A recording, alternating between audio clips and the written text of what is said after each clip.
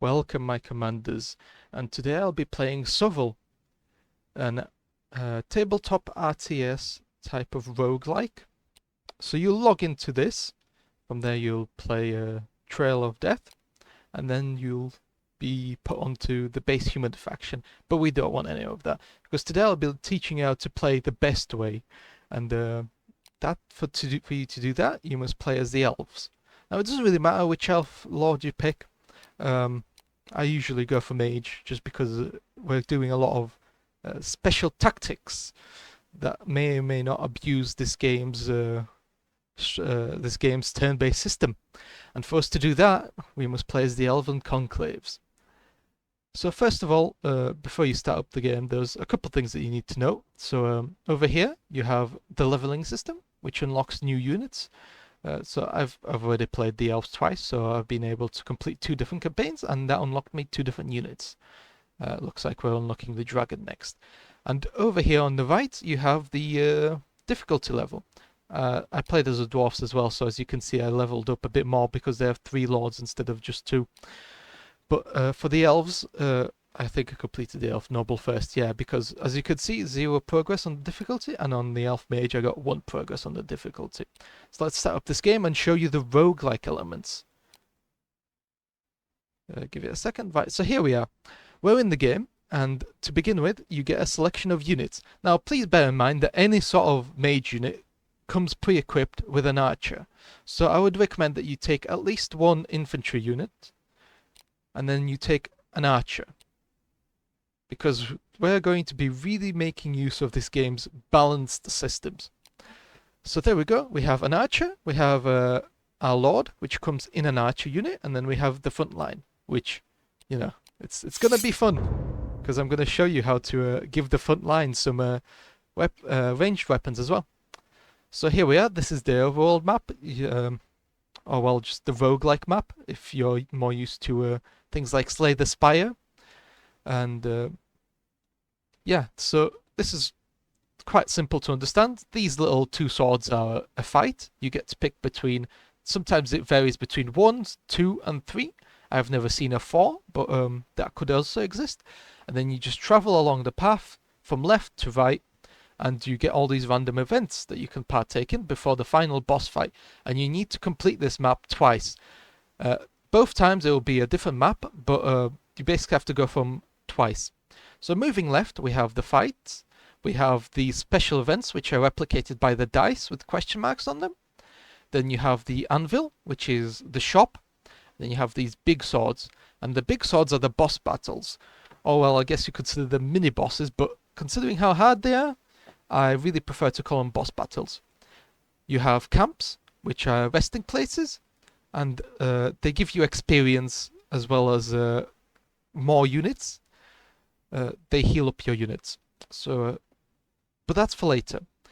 Now, the optimal path to make from right to left is to avoid as many of these boss battles as you possibly can, because the only thing that the boss battles give you is a 50% increase on gold coins from regular battles, and that's not really worth it.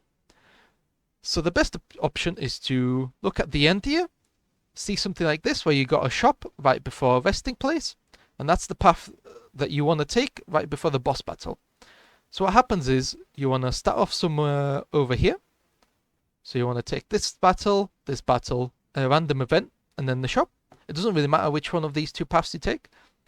Then you want to move down, avoiding any sort of battles, mini boss battles specifically. And then you pick this battle, random event, camp, random event, shop, camp, and then boss battle. There's no real point taking a random event, because sometimes random events take away health from your units, and it's always nice to get some extra experience on the units.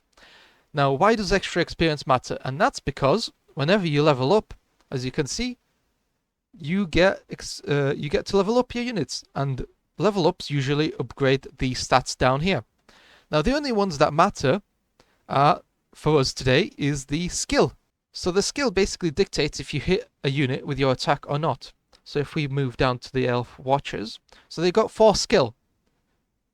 I'm pretty sure at 6 skill, they'll be able to hit anything on above a 1 on a dice roll. this game works off of dice rolls, and anything above a 1 will be a hit if it's a skill of 6. Then you have the power, which is, I don't know what that does. But then you have the defense, which is the chance of you being hit. Attacks is how many dice the unit rolls per model. Wounds is how many attacks they can take if they go through their defenses. And then discipline is how likely this unit is to run away. The only important stats that I would say for us today are the skill, the chance to hit, as well as the attacks. So these Elven Rangers are going to be really, really good. Let's begin this battle and I'll explain to you in more detail how everything works. It's really simple, you don't really have to do any dice rolls, everything is done for you by the game. So it's really quite an easy life. You just have to make sure that you position your units in a specific order so that they don't take any damage whatsoever from enemy melee. And if they do have any range, you just outrange them. So there we go, as I've told you, any mage lords basically start off the game with a retinue of archers, and then you have the elven watchers. So yeah, there we go. This is on difficulty 2, by the way. So yeah, you start off in phases. The first phase is always the move phase, then you have the attack phase for melee units, and then you have the charge phase, and then it repeats itself. So at the end of every 3 steps of phases, you always have the charge phase. As you can see, it's a bit ridiculous with the range that we have over here. So you also get movement points. So holding and dragging the unit forward and backwards moves it. And then if you want to turn, you press this little button over here, hold it, and then you move the mouse left or right. That turns it, but that also takes away your movement, so you must be quite strategical with that. So let's move this guy up. Let's turn him around and let's move him towards the wolves, because the wolves can get to us by next phase, and that's not something that I like. Now, if you noticed earlier, it doesn't work. So you right click to reverse any changes. If you noticed earlier, then there's not all attacks are equal. So if I were to attack this guy, you could see there's 2 lines. One is like bluish green and the other is more like lime green. And as you can see, when I hover over this unit, it says -1 because of long range. So now I'll only be hitting if a dice roll rolls a 4 or up. So yeah, let's press this. As you can see, we rolled our dice. The enemies rolled their dice. They save on a 4 up. They only save 2 out of the 7. And that means that 5 of their units die. Let's do the same. Oh, this is our... Right, so he gives... his magic spell is to give +1 to skill, so we're going to give that to our rangers. The enemy units move up again. And we're going to target these guys again. Let's try to move these guys forward some more so then we can get some better range. There we go, on a +2. On a 2 or up. As you can see, all those hit. That's 3 units down because they saved 2 with a 4 or 4+ save. This is what I mean by it gets ridiculous. If we can up this guy's attack +1 more, I think it'll be 5 skill then. We'll be hitting on anything above, anything on a 2 or above. And that'll be quite overpowered. As you can see, the wolves moved up. Enemies moving up. Oh, okay, right, this is the charge phase that I was talking about. We don't have any charges to declare. The enemies can hit us with a charge. Now, something to bear in mind is that by pressing X, you can see the charges of your own units. And you pressing C on the keyboard, you can see the charges of the enemies. The wolves have like a map-wide charge, because they could literally sit over here and still charge you. So, yeah, it's kind of crazy, but it is what it is. So, try to select this guy by double-clicking, move him forward. Okay, 3+. I can give myself some Divine Favor, which is a magic spell that gives me +1 more skill, and now I hit on a 2 or up. And anything on a 6 is also automatic hit, because sometimes you can have so much armor that you can only hit an enemy on a 6. So always remember, 1 is always a failure, 6 is always a success no matter what you're doing. So for them, 1 is always a failure in terms of defense, and the 6 is always a success in terms of defense, no matter how much power we have in our attacks, which might bypass that. So right, that's this unit completed. They're charging us, and now the zombies are gonna charge us. Zombies, I don't really like the zombies charging us. So what I might do... I'm gonna get charged, aren't I? That's unfortunate. Anyway, time to downsize the enemy unit. What? 3 saves, oh, that's really unlucky. So you can have 4 types of charges. You can have a frontal charge, like what we did with the wolves over here. Roll save, oh, that's really not good. And then you could have a sideways charge, which is where you charge the side of the unit. So for the wolves it would be from here to here. And that will give you a +1 over here in the power ratings. Ooh. And then you can have a charge from the rear, which would be attacking them from behind the unit. It's really difficult to tell right now, but these little triangles dictate the front of the unit. So I'm going to charge the zombies over here. And these ones are going to attack us in the rear. Okay, that's not good. But yeah, usually you can stop a unit from attacking you by attacking them in the side or the rear. But unfortunately that doesn't seem to be the case.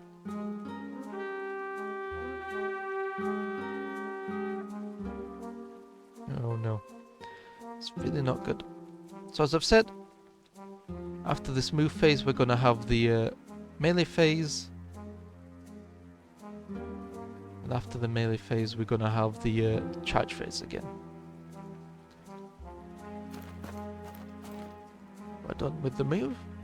Let's move on to the next stage. As you can see, they're attacking us from the side, which means that they already got 1 power even if before we roll any dice. If you attack from the rear you get 2 power immediately. So they killed one of us, that's 1 more power. So as you can see, if you hover over this top bar, it tells you everything. Now we roll the attacks. Even though this unit is dead, we still get to roll the attack for that. So they failed their saves. Wolves are pretty weak. They roll to attack us again. We saved that. And it's a draw. That's very lovely. First goes our hero in this attack. And then they save against the hero's attacks. Then our own unit goes in attack. They save against the own unit. Then they attack us, then we save against that. And again, remember, 1 is always a failure, and then 6 is always a success. Now that was something interesting, because all other units that are not undead, they basically have to roll for morale. And if they fail the morale check, then they run away. Undead, on the other hand, don't have morale. Instead they crumble or decay. And what that means is that they never rout. So this can go for quite a while. Nope, the hero failed. Now another thing to bear in mind is that there are monstrous units in this game. So we're talking about like giants and special mounts for your heroes. Now the thing to bear in mind with those is that if you get in a deal with another hero, then you have like a bit of a special combat scenario. Because right now the hero isn't taking any damage, so none of the wounds that the hero has really matter. Because the hero has a different amount of wounds from the rest of the unit. But that doesn't come into effect unless it's a hero on a hero duel. So yeah, that's something to bear in mind. So yeah, as you can see, we're attacking from behind, and the enemies can't do anything because they're all focused on a different unit. There's the victory screen. So yeah, in a duel between 2 lords on mounts, the mounts fight each other and then the lords on top of the mounts fight each other. So yeah, it's very bad for your own lords, especially if you have somebody like this mage caster who doesn't have a lot of wounds.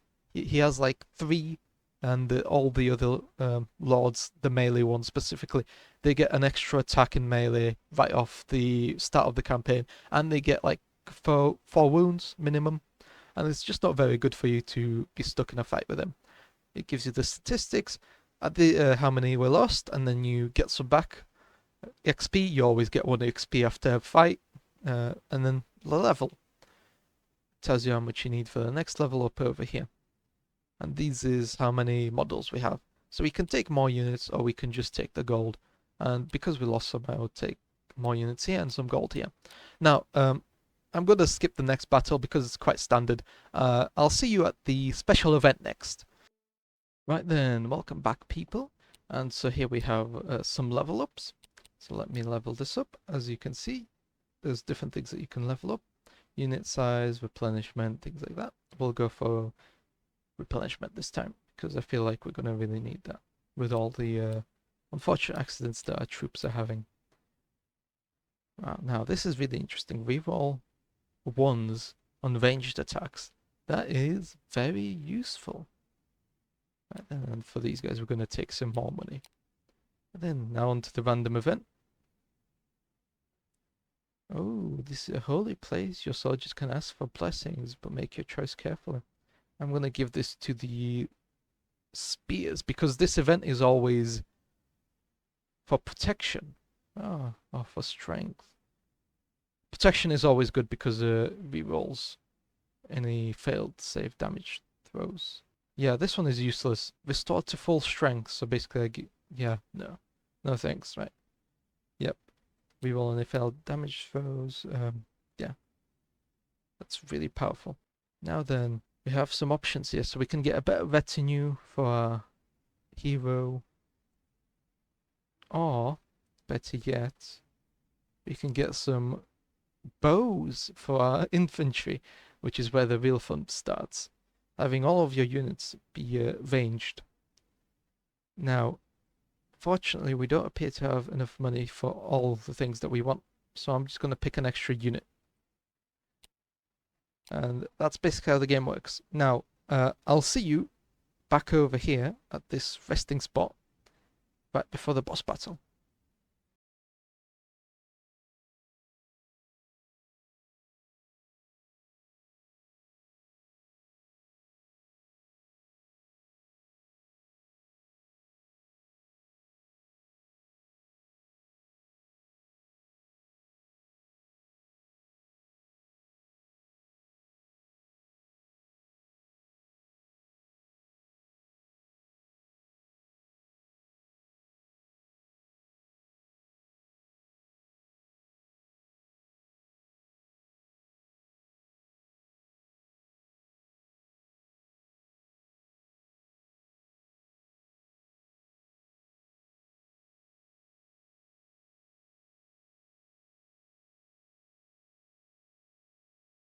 Hello there, people, and welcome back.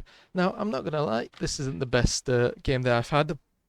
We got really unlucky with the amount of encounters that we've had. For the most part, it has been random encounters rather than battles along the way. So we didn't get a lot of money, and we didn't pick any of the mini bosses because, as I've said, they only give you 50% more coins than regular battles. But that's still acceptable. I think this army should do quite well against the first map, and then obviously the second map is going to be much more difficult, so we're going to need some more help there. I'm thinking about hopefully getting some longbows for those infantry later on. These guys can have some more units, and reroll ones. Yeah, I think that's quite good. And then we also managed to pick up a spell for our mage, so he can actually fight back. And now let's show you what the beginnings of this strategy look like. We got a fire lizard, which is quite cool. It's from the Lizardman DLC, but anyone can use it. So it's very nice. We're going to be using this caveat to avoid most of the enemies. Put all of our archers really close together, but not too close on this side, so then we can all fight as one unit. There we go. Nope, that's not good. I really hate the trebuchets. They got a chariot. That's not good. I'm gonna use this attack on here. 5 shots, all missing. Wonderful. Oh, that's not good. Nope, that's really not good. Yeah, these units are quite good, but they're not good enough if you keep dying with them.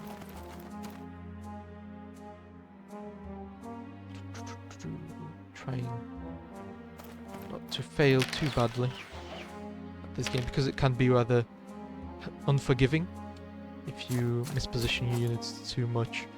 I've been kind of neglecting my own strategy, but it's perfectly fine because these guys got 2 attacks in melee each, which means that they're almost double their own size, and that's quite strong indeed.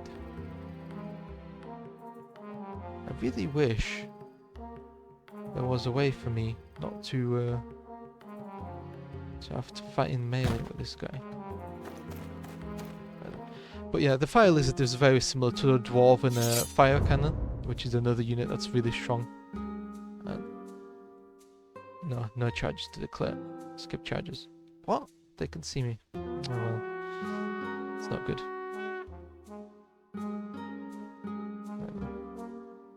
I guess the correct course of action would be to give you Divine Favor. Let the enemies move up. As you can see, they get stuck around these sort of objects, so really use the terrain to your advantage, that's all I'm going to say. It's not cheese if it's in the game. That's again really terrible. 2 hits, 1 death. Oh no, there's the reroll. That's why rerolls are so strong. Move this guy around. Still trying to get rid of this artillery piece. It really does not want to die. That's what I've learned.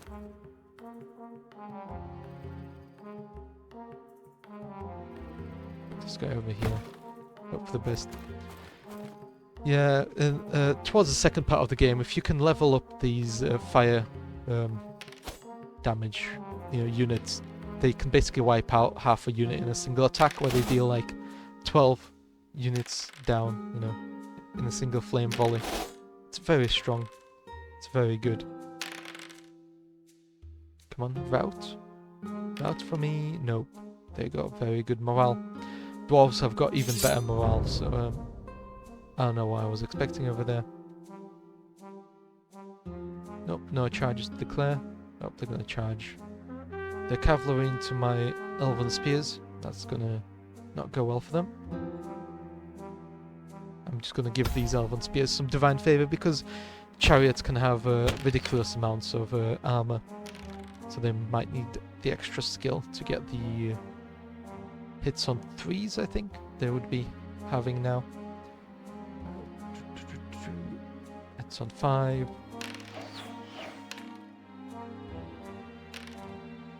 Oh, that's another wound down.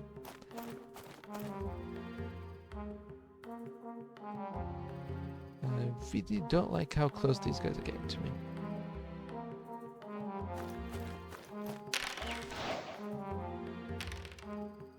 Oh, there we go, finally it's gone. Nice. And that means we can move this guy up without any fear of being ballisted and attack the elven spears. Yep. 3 down, sure away. But it gets a lot crazier later on. The hero attacking. Melee lords are quite nice because they get 3 attacks off the start of the game, and then you can easily increase that. Which is why a lot of people prefer melee lords. Oh, that's 1 wound. And it breaks. Nice. That was very lucky indeed. And now hopefully I can charge this guy in here, so then we don't have to... There we go, like that. I don't know if charging in the archers was necessary, but we will see. Reroll. Yep, there we go. That's why the protection is so good over simply restoring the strength of your unit, because it quite literally saves hundreds of models over a playthrough, and it's very unbalanced. Very, very unbalanced. The hero, use the magic. Yeah, so you want to go for spell power, so that the attacks hit on like So yeah, basically it's harder to save the attacks from, and you want to go for spell quantity. So the amount of spells, because then you get additional dice rolls. And that can mean that instead of getting 3 ones, you can get 4 ones, or something like that. And then, yeah, obviously this increases. But I'm pretty sure that it's currently really bugged right now, so it doesn't show you that most of the time.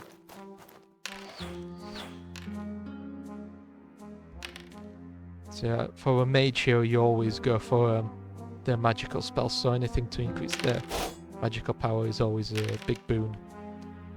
And you usually ignore anything that increases their basic attacks, because you don't want them to be too much in melee. Oh, this is not going well. Oh, that route. These guys stay in, that's not good.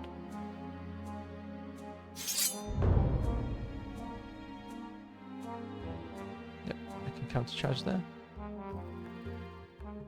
Might have to move these guys up there. I'm not gonna lie, this isn't looking too good.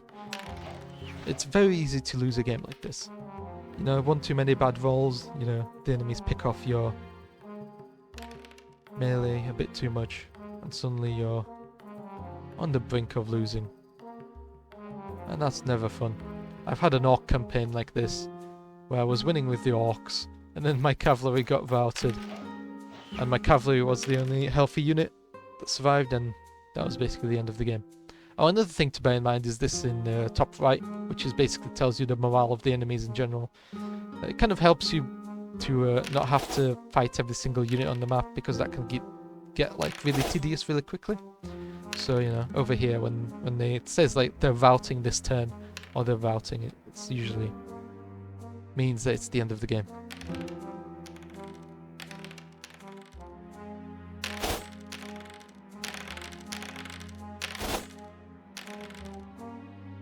Ooh, no. Not looking good for me, is it?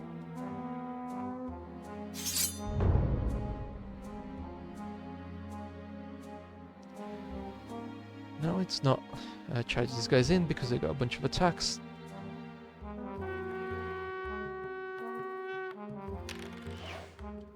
Try to save. Yes, there we go. So for these guys, try to move them slightly out so then there's space for the magical lizard to come in and attack. Up 7 attacks. That's what I mean by spells being quite good. If you can get the spell power up, then practically everything will be a hit. That is very strong indeed. 5 dice rolls. Yeah, as you can see, that can easily stack to around 10, 11, 13. So depending on how lucky you get, how fast you get the range unit, things like that.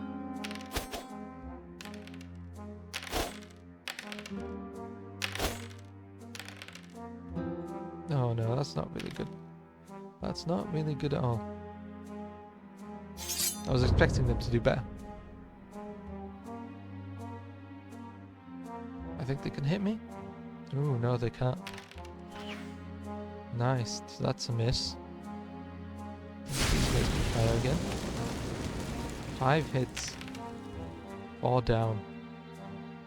That's what I'm talking about.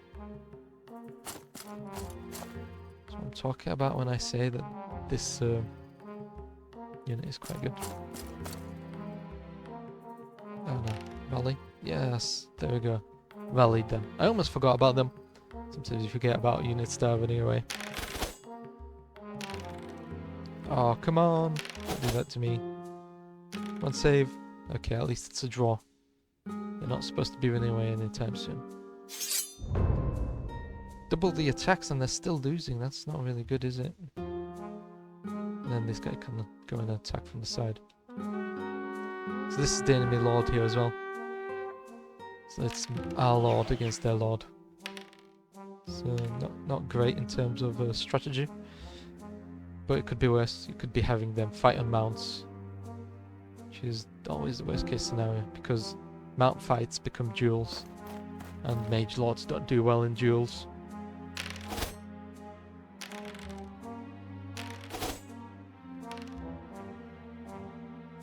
Come on, rout. Oh, good morale. Oh no. They saved it. No, I guess the duels happen anyway. Oh, that's not good. At least we killed the unit. Routing this turn, there we go. Well, that's the end of that. We'll get our EXP experience.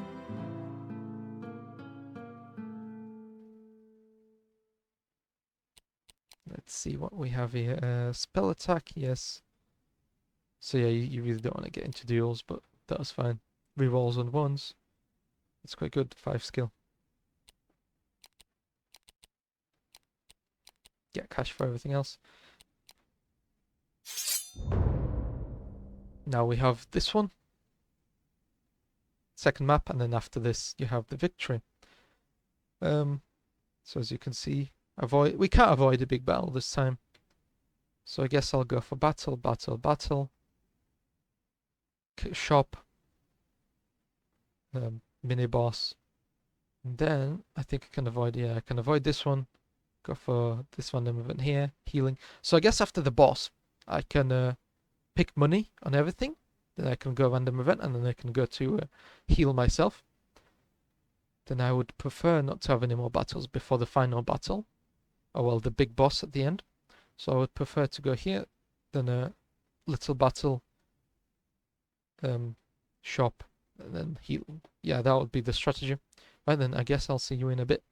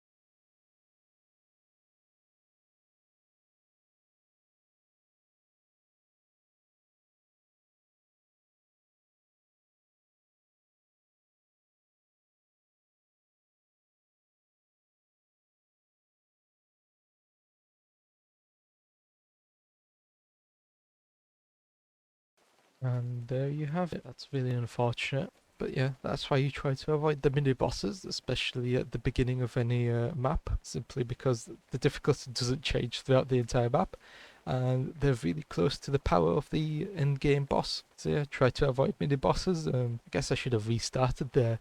Anything else, because they just the mini bosses don't give you anything other than a 50% boost in the coins that you get. So yeah, unless you're really strong and the mini boss is like somewhere in between camp and the final boss, then you really don't have much of a reason to go after them. So yeah, hope you enjoyed Sovl. Do try the elves, especially the special infantry that can get bows, so then you can kite enemies.